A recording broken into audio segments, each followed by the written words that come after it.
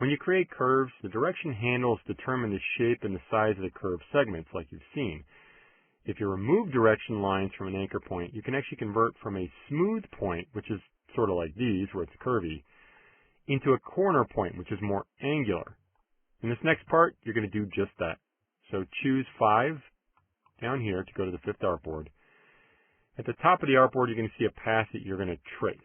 So select the zoom tool and click several times or drag across if you want to do that to go to this one. Select the pen tool. Make sure, once again, no fill, black stroke, 1 point.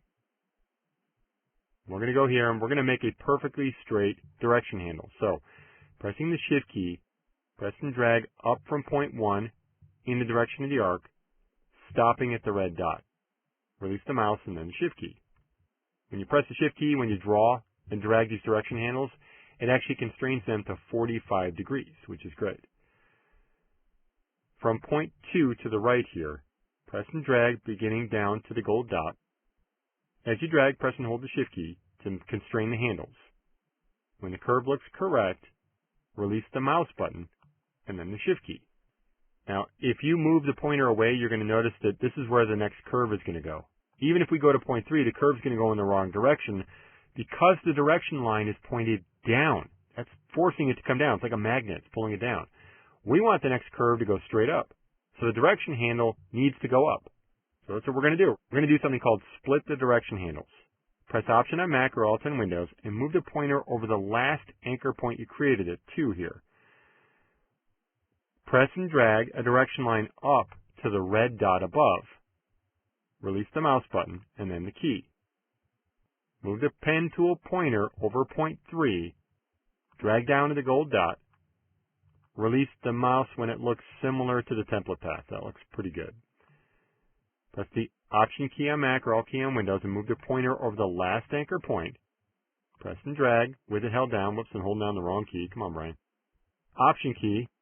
Press and drag to the red dot. Release the mouse and then the key.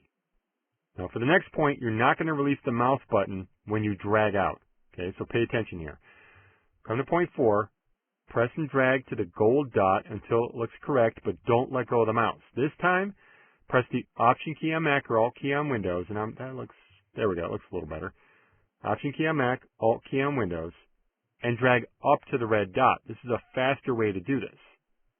Release the mouse button and then the key. Keep going.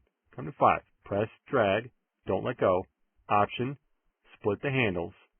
Let go of the mouse, let go of the key. Come to 6, press and drag. There we go, that looks pretty good. Nice.